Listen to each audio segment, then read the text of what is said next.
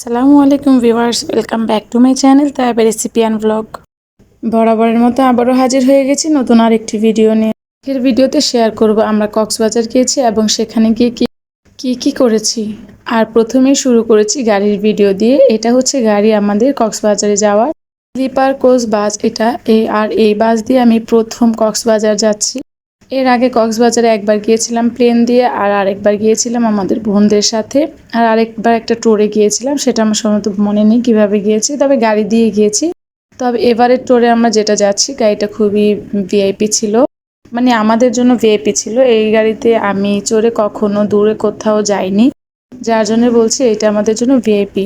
Sleeper coach বাসে উঠে আমাদের একটা অভিজ্ঞতা অর্জন হলো। জার্নিগুলোতে অবশ্যই এরকম বাসে করে যাওয়া ভালো। আমরা ফ্যামিলির সবাই চলে যাচ্ছি কক্সবাজার। সেখানে যাওয়ানোর প্ল্যানিংটা ছিল ঈদের পরপরই আমরা প্ল্যান করেছি কিভাবে যাব, কোথা থেকে যাব। আমাদের আগে থাকতেই সব কিছু বুকিং করা ছিল, গাড়ি এবং হোটেল সব কিছুই বুকিং করে ফিরেছি। তো আমরা চলে এসেছি কক্সবাজারে। যেহেতু আমাদের আগেই ঠিক করা ছিল, তাই রুমের চাবি নিয়ে চলে আসলাম রুমের মধ্যে। আর রুমটা দেখে আমার কাছে অতটা ভালো লাগেনি, কারণ এর আগে যখন আমরা এসেছি এর চাইতে ভালো হোটেলগুলোতে আমরা উঠেছি, যার জন্য এটা আমার কাছে ভালো লাগেনি। এটার জন্য আমি একটু স্যারকে ধরেছিলাম যে কেন এরকম হোটেল নেওয়া হয়েছিল। তো স্যার বললো যে এটা আসলে মোবাইলে যেমন দেখিয়েছে বাস্তবে আসলে তেমন না। তো যাই হোক, যেহেতু নেওয়া হয়ে গিয়েছে আর কিছু বলে লাভ নেই।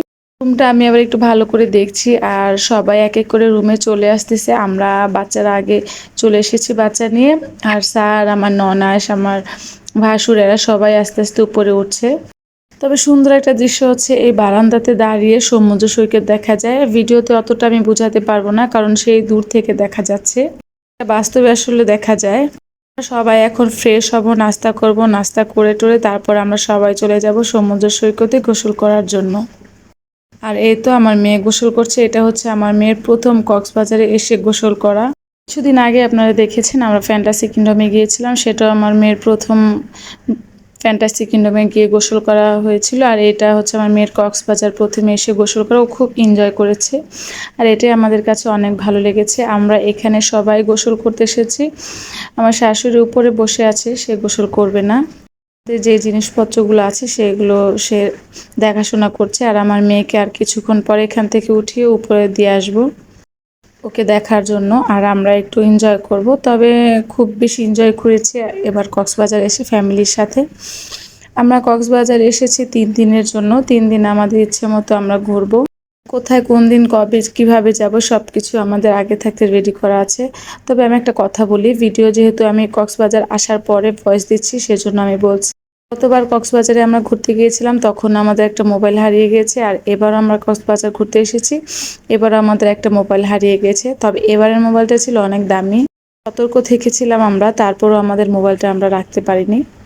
তো আমরা এখন চলে এসেছি আরেক জায়গায়। কক্সবাজারে আসলে অনেক সুন্দর সুন্দর জায়গা আছে, তবে যারা চিনে না আর যারা আসলে কক্সবাজার গিয়ে গোসলের জন্য যায়, তারা সুগন্ধা বিচ আর কলাতলি বিচের মধ্যেই আমার মনে হয় সীমাবদ্ধ থাকে। আমি অনেকের কাছেই শুনেছি, বলেছে কক্সবাজার কি দেখার কি আছে। আসলে অনেক আছে দেখার, যদি কিনা যা সুন্দর জায়গায় যেতে পারে। আমরা চলে এসেছি অন্য বিচে, আর লাল কাঁকড়াও দেখেছি, কিছু কিছু জায়গায় ঘুরেছি।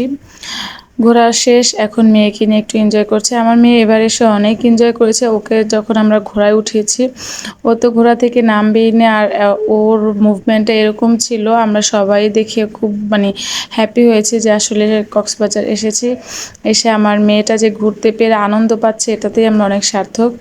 একটা বিষয় বলি, আমাদের সাথে আরেকটু খারাপ ঘটনা ঘটেছে। সেটা হচ্ছে অনেক সুন্দর একটা বাসে করে এসেছি, আর যাওয়ার সময় আমাদেরকে এমন একটা বাস দেওয়া হয়েছে, বাসে করে গিয়ে আমাদের যে কি অবস্থা খারাপ হয়েছে সেটা আর বলার বাহিরে। আমরা যখন স্লিপার কোচ ভাড়া করি তখন কিন্তু আমরা আপ ডাউন ভাড়া করি, কিন্তু লোকটা আমাদের সাথে একটু বাটপারি করেছে।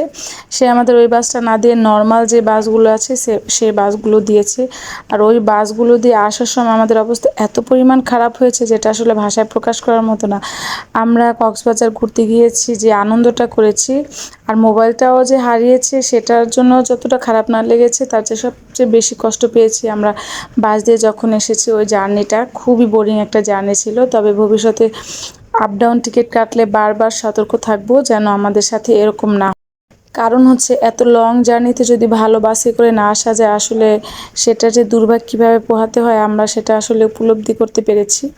তো যাই হোক, আজকের ভিডিওটা এ পর্যন্ত। সবাই ভালো থাকবেন, আর যারা আমার চ্যানেলে নতুন আছেন অবশ্যই চ্যানেলটা সাবস্ক্রাইব করে দেবেন এবং পাশে থাকা বেল আইকনটি ক্লিক করে দেবেন যেন আমি যে কোনো ভিডিও আপলোড করার সাথে সাথে আপনারা পেয়ে যান। তো সবাই ভালো থাকবেন। আসসালামু আলাইকুম।